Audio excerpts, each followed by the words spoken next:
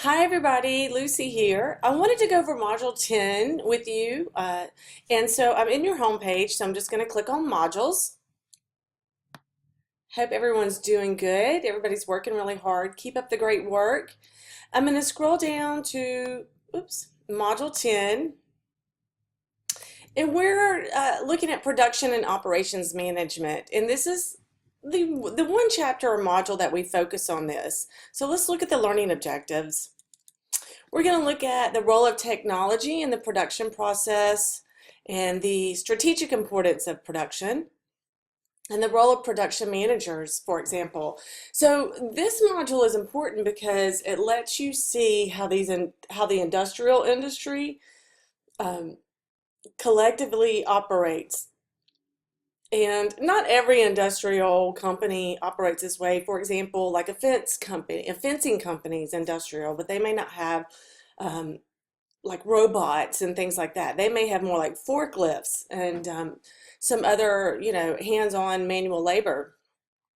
But it's important to see this because you may find yourself working in a manufacturing area. And so how do you keep your skills strong when you are going to be competing with robotics and technology? And of course, getting your education will help you do this. Getting your degree and getting as much education as you can will help you stay strong in the marketplace. So we do look at a career aspect of being a production manager. Obviously that would be a great role to be in instead of like a laborer. So getting your degree will help you have opportunities to be in more management and leadership positions, which is what you want because it's more pay and it's a better quality of life and a better job, more prestigious job. So look here, you have some presentations and demonstrations. Also, you have the audio visual presentation. You can print it. I'm also including the Prezi presentation that I use in the face-to-face class, and there are some video examples in there, so be sure you look at that as well.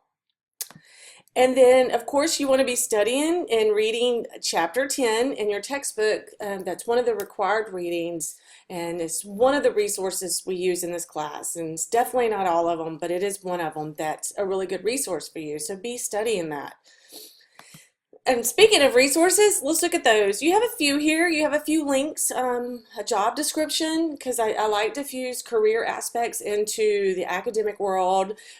So you can look at the big picture of why you're at Miami and what getting your degree here is going to do for you. It's going to open more doors for you, more opportunities, and give you better job prospects and make more money. And so that's great. So you do have a job description here of a production manager, and then you have some a video here about how, not to be gloom and doom, but this video does talk about how robots are replacing some manual labor, but it does give you suggestions to keep you strong if you find yourself, excuse me, wanting to go into the manufacturing or industrial field. And of course, getting a higher education is going to help you to not be replaced so easily by a robot, because we still need people to manage that. So again, we only focus on production and operations management in one module. And so this is module 10. You have a discussion forum here, and basically I want you to benchmark a company.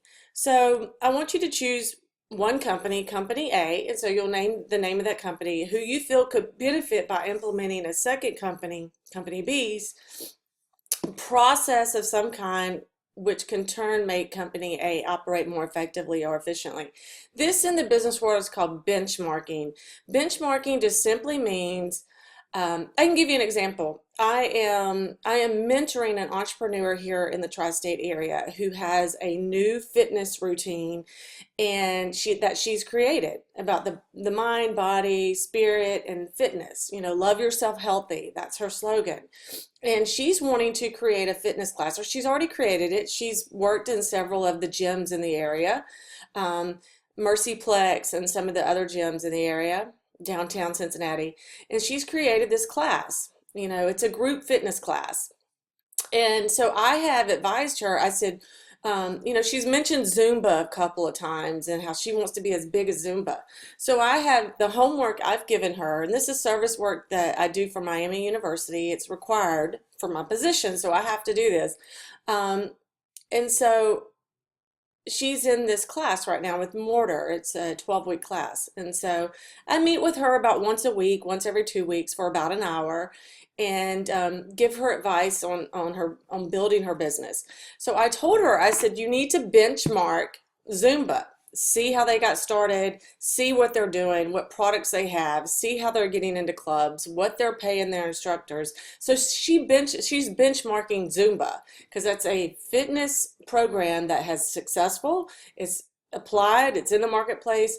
So she's analyzing that Zumba, program entity, and then she's going to start putting some things into her Love Yourself Healthy fitness class. So that's what I want you to do here. And Walmart did it with the just-in-time delivery process. They benchmarked Toyota to where whenever you scan something at Walmart, they already know, oop, we got to replace that shampoo. It just got scanned and it's out the door. So that's the just-in-time inventory process from Toyota that invented that Walmart benchmark. So benchmark is just a fancy word for saying, hey, we're going to look at someone who's doing it well, and we're going to kind of copy what they do, within reason. Here are the module outcomes associated with the discussion forum. So you don't have to answer those. It just shows you how the learning outcomes, module outcomes are aligned with this assignment. And then you also have a quiz. And these two activities are going to be due April the 2nd by 11:59 p.m. You see here. All right, I'll talk to you later. Let me know if you have any questions, comments, or concerns. Bye.